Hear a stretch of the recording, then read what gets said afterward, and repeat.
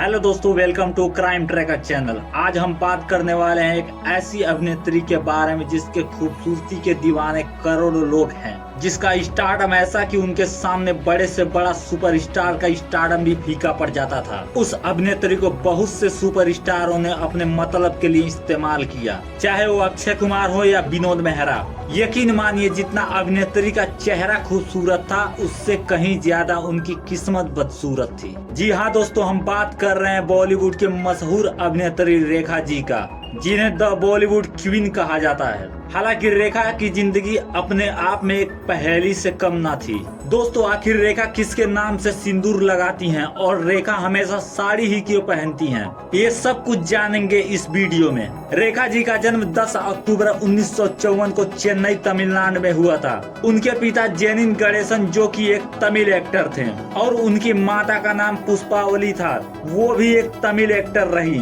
रेखा जी का ज्यादातर बचपन फिल्मों में शूटिंग देखने में बीत गया, क्योंकि उनका परिवार ही फिल्मों से जुड़ा हुआ था।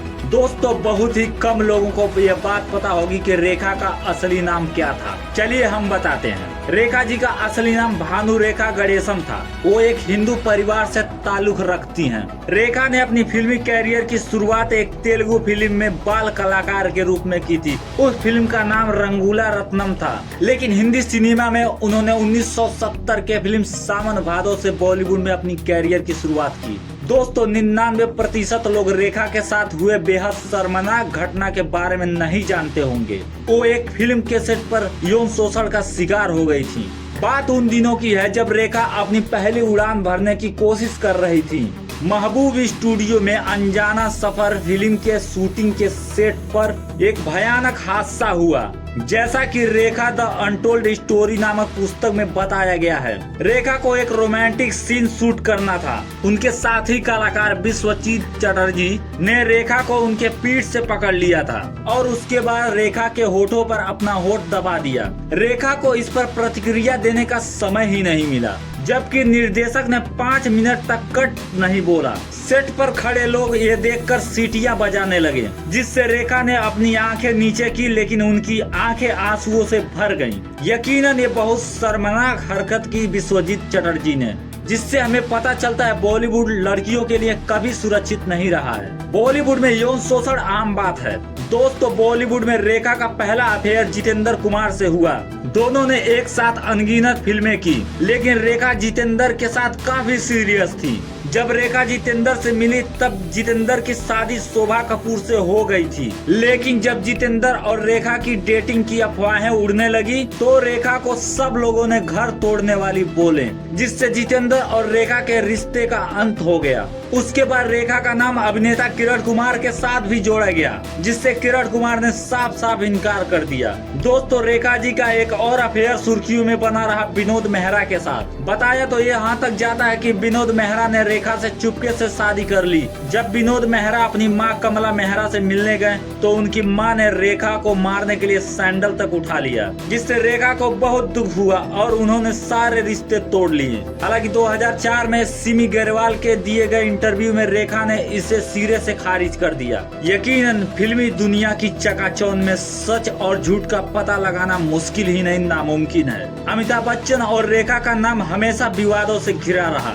रेखा और अमिताभ बच्चन पहली बार बड़े पर्दे पर मिले फिल्म 2 अनजाने की शूटिंग के दौरान नजर आए। फिर वो यश चोपड़ा की फिल्म सिलसिला में नजर आए। हालांकि रेखा और अमिताभ बच्चन की रिश्तों के बारे में अफवाहें उड़ती रहीं। इसका खंडन ना तो रेखा ने सही से किया और ना ही अमिताभ बच्चन ने सही से किया। हालांकि बताया जाता है कि एक बार जया बच्चन ने रेखा को अपने घर खाने पर बुलाया, जब घर में अमिताभ बच्चन मौजूद नहीं थे। उस वक्त जया बच्चन ने रेखा को बहुत भला बुरा कहा और अमिताभ बच्चन से दूर रहने की हिदायत दी। रेखा ने इस सब घटनाओं से परेशान होकर एक सच्चे जीवन साथी की तलाश करने शुरू कर दी और वो तलाश पूरी हुई दिल्ली में जाकर। दरअसल दिल्ली के बिजनेसमैन मुकेश अग्रवाल ने रेखा की सादगी देखी तो उन्होंने शादी करने के लिए प्रपोज कर दिया। रेखा भी शादी के लिए मान गई और रेखा और मुकेश की शादी हो गई। उसके बाद मुकेश रेखा को फिल्मों में काम करने के लिए मना करने लगे, लेकिन रेखा ने उनकी एक ना सुनी उसके बाद रेखा मुंबई चली आई और मुकेश दिल्ली।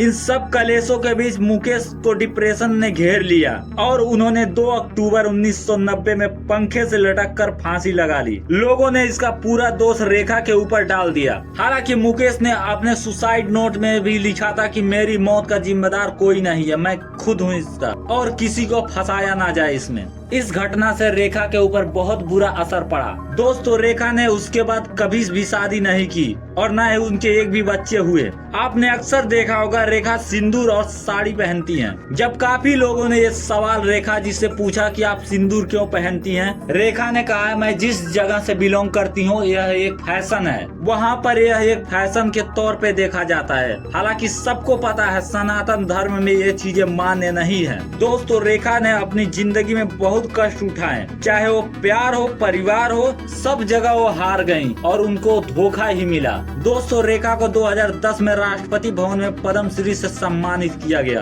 आज भी रेखा अकेली जिंदगी काट रही हैं मुंबई में। आज भी करोड़ों लोग उनके चाहने वाले हिंदुस्तान में मौजूद हैं। यकीनन उनका योगदान बॉलीवुड में सराहनीय है। दोस्तों, अगर हमारी मेहनत आपको पसंद आई है तो हमारे चैनल को लाइक करें, सब्सक्राइब करें। धन्यवाद। जय हिंद, वंदे मातरम।